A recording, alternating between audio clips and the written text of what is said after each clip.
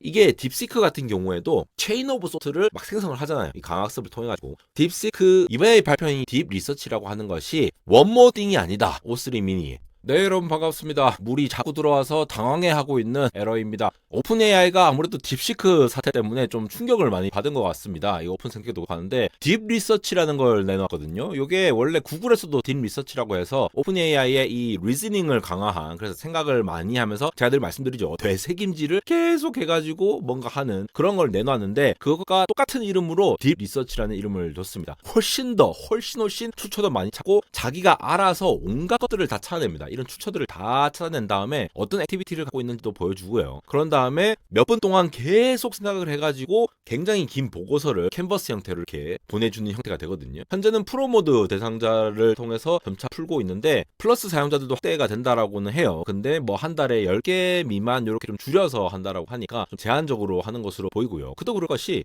제가 이 리즈닝 하는 모델의 전반적인 구조를 좀 설명을 드릴 건데, 진짜로 젠슨왕이 예측한 그 타임에 의해서 되새김질을 많이 하면서 성능을 향상시키는 거를 선보이고 있는 것 같아요. 근데 이게 뭐 젠슨왕이 잘다라는 거라기보다는 오픈 AI나 다른 쪽에서 이런 요구가 있었기 때문에 거기에 맞는 하드웨어를 뭔가 얘기를 하지 않았을까, 이런 예상도 들어서 오늘 좀 살펴보도록 하겠습니다. 오픈 AI 팀이 도쿄에 방문했을 때 지금 막 이렇게 뭔가 아시아 순방 같은 거 하고 있잖아요. 좀 있으면 이제 인도도 갈 거고, 인도 가서도 뭔가 대박을 하나 터뜨릴 거라는 그 뉘앙스의 트윗을 올리게 되는데 이것도 나중에 좀 보여드릴게요. 어쨌든 지금 보시는 것처럼 이렇게 뭔가 얘기를 하면서 리서치를 계속 이렇게 오래 가는 거 보이시죠? 이러면서 뭐 evaluating economies 온갖 것들을 얘기하면서 이 액티비티를 보시면은 오른쪽에 10개의 뭐 개발도상국과 뭐 선진국들을 찾아 GDP에 의해서 하면서 뭐 분석한 결과들을 얘기해 주면서 하는 거죠. 여러분, AI가 요거조차도 전부 다 콘이지 않습니까? 되새김질을 한다는 얘기가 자기가 어떤 프롬프트를 알아서 만들어주고 알아서 다시 되새김질해서 알아서 넣어주는, 그러니까 여러분 한 1년 전 2년 전만 하더라도 뭐 프롬프트 엔지니어링이 뜬다 뭐 이런 얘기들이 많이 나왔잖아요. 근데 이게 쑥 들어간 게 AI가 알아서 자동으로 만들어 준다라는 거예요.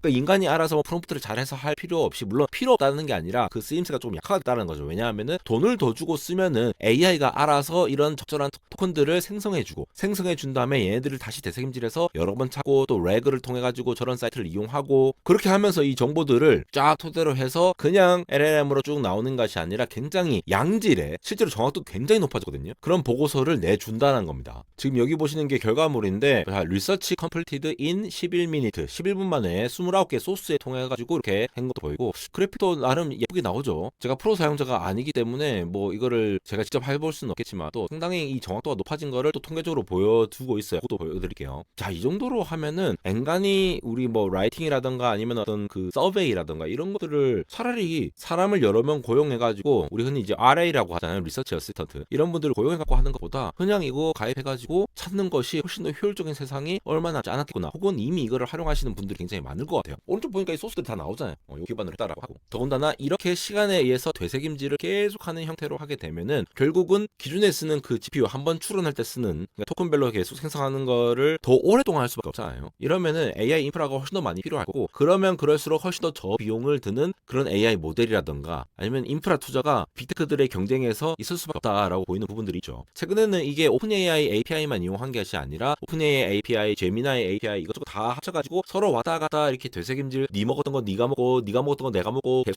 표현이 좀 그렇죠. 하여튼 그렇게 먹다 보니까 성능이 더 올라간다라고 하면서 이렇게 서비스한 그런 것도 생기게 됐거든요. 정말 빠르게 변하고 있습니다. 그럼 좀 개괄적인 내용들을 좀 살펴보면은, 저는 플러스 사용자인데 아직 여기 도구 보기 하면은 이게 안 되죠. 캔버스랑 그림밖에 안 떠 있고, 뭐 다른 것도 O1이라던가 이런 거 하면은 아직 안 되는 거 보이시죠? 여러분 이것도 잘 모르시는 분들도 있던데, 여기 들어가면은 캔버스 형식으로 해서 글쓰기 쓸 수도 있어요. 글쓰기 코딩 해봐, 요거 안 써보신 분들은 찾아보세요. 이거 실제로 쓰면은 이게 칠게요. 자, 캔버스 비즈 가이드 하면서 캔버스가 뜨면서 이렇게 낍니다. 요거는 지금 딥 리서치가 아니라 원래 있던 캔버스 모드를 혹시 모르시는 분들이 있어가지고 지금 잠깐 생각난 김에 말씀드리는 거고, 이렇게 캔버스로 뜨고 왼쪽에 계속 명령을 하면서 중간중간에 이게 바뀔 수가 있어요. 심지어 여기에 편집 제한 이런 거 누르면은 알아서 편집을 제한을 해줘요. 지금 나온 거를 어떻게 편집을 제한해줬으면 좋겠다. 이것도 되새김질이에요. 그러니까 지금 세상이 지금 되새김질로 이어가고 있다. 네가 먹었던 거 내가 먹고, 내가 먹어가지고 다시 먹고, 먹으면서 곱씹으면서 이 AI 모델이 가지고 있는 성능을 최대한 끌어내리려고 하고 있다. 죄송합니다. 제가 지금 감기에 걸려가지고 빨리 안 났네요.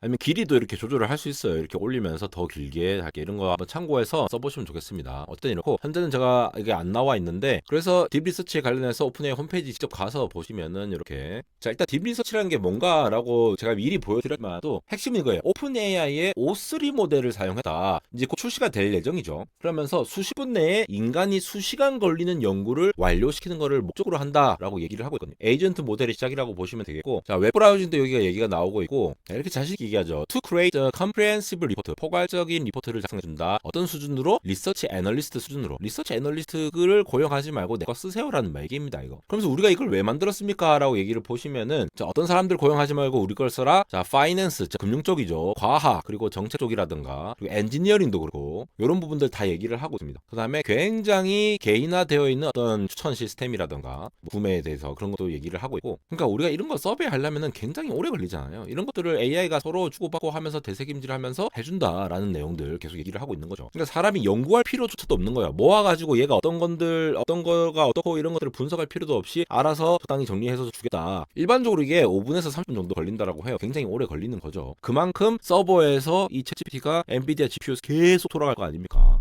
데이터 센터가 계속 돌겠죠. 이게 지금 당장은 쓰는 사람들이 많이 없다라고 치고 나중에 점차 확대가 된다고 생각해보세요. 사람을 고용하지 않고 점차 AI들을 데리고 와서 할 수 있다라고 하면은 사람 대신에 데이터 센터를 더 많이 지어야 된다는 얘기가 되는 거죠. 좀 더 완료가 되면 알림도 준다라고 여기 돼 있고 그래서 여기 GPT-4o와 비교를 해놓은 부분들이 있는데 똑같이 이 iOS와 안드로이드 어덥션 레이트에 대해서 뭐 얘기를 하고 뭐 챗GPT 커러트 액티브 뭐 이렇게 프롬프트를 줬죠. 근데 이렇게 쭉 이렇게 나열해 주는 거하고는 달리 보고서처럼 뭔가 표로 구성해가지고 알아서 분석해서 해줬다라는 건데 사실 이것만 봐서는 잘 모르겠어요. 근데 굉장히 길게 나오네. 근데 저는 이 부분이 좀 놀라웠는데 휴머니티 라스트 이그잼이라고 굉장히 빡센 지난 시간에도 보여드렸죠. 여기 보면은 정확도가 이 오픈AI O1만 하더라도 지금 9.1% 하고 굉장히 놀랐었는데 딥시크 R1이 9.4라 해서 화들짝 놀라면서 지금 O3 미니를 출시하지 않았습니까? 제가 O3 미니 하이 버전. 근데 요거 내놓은 거 얼마 안 돼서 오픈AI 딥 리서치 같은 경우에는 20.6이다. 그만큼 시간이 많이 들긴 하지만 상당히 높아졌다는 거. 그다음에 가이아라는 벤치마크가 있습니다. 제너럴 AI 어시스턴트 벤치마크라고 해가지고 AI가 실제로 어떤 문제 해결 능력을 가지고 있느냐라고 공개한 벤치마크인데 뭐 기본, 중급, 고급 해가지고 이렇게 평가를 하거든요. 여기에서도 상당히 높은 점수, 뭐 점수 높은 거는 뭐 당연하게 어떻게 보면 레벨 2, 3에 대한 예제들도 있으니까 이거 한번 살펴보시고요. 엑스퍼트 레벨 테스트에 관련해서도 패스 레이시 상당히 좀 많이 높아졌다라고 하는 부분이 있겠죠. 이게 이제 화학이라든가 랭게스텍스 혹은 헬스케어 이런 부분 좀 이제 빡센 부분이잖아요. 사람들이 서베이하기 빡센 부분을 2시간씩 아껴가면서 할 수 있다라는 거. 이 부분은 굉장히 리서치하는 측면에서 우리 대학원생분들 연구하시는 분들이라든가 아니면 그냥 기본적으로 여러 가지 애널리스트 하시는 분들 이런 부분들한테는 차라리 돈을 주고 이걸 하는 것이 훨씬 더 효과적이지 않겠냐라고 생각드는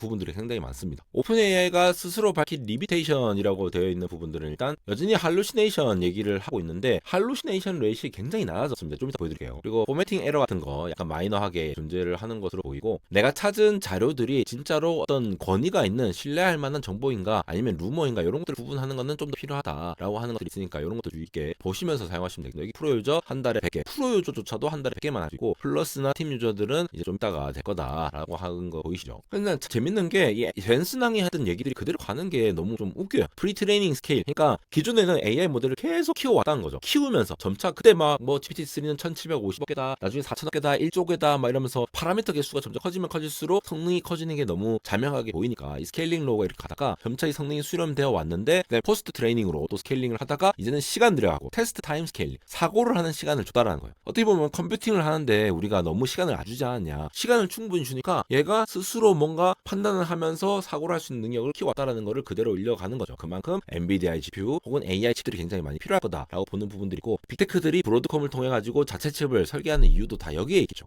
또한 딥 리서치가 나온 다음에 지금 화제가 되는 글 중에 요게 있는데 이 퍼포먼스 온 GPQA 다이아몬드라고 해가지고 이 정확도를 얘기를 하고 있어요. 휴먼 PhD. 자, 박사 과정을 가진 사람이 구글을 이용해가지고 자기 전문성 바깥에 있는 내용들을 평가를 했을 때 정확도가 35%라고 하면은 자기 전문성, 자기 필드에서 구글링하고 찾는 이 정도의 정확도가 80% 초반대예요. 근데 O1 프로가 80%까지 왔죠. 근데 O3가 지금 90%까지 왔다는 거. 진짜 많이 올라온 거예요. 그러니까 이번에 딥 리서치에 활용된 이 파인 튠드 O3 모델이라고 하는 것이 그냥 요약만 하는 것이 아니라 여러 가지 되새김질을 통해서 여러 가지 이 생각을 통합할 수 있는 능력을 가졌다라고 평가를 받고 있습니다. 전문가 측면에서의 그 역량을 발휘할 수 있다라는 거죠.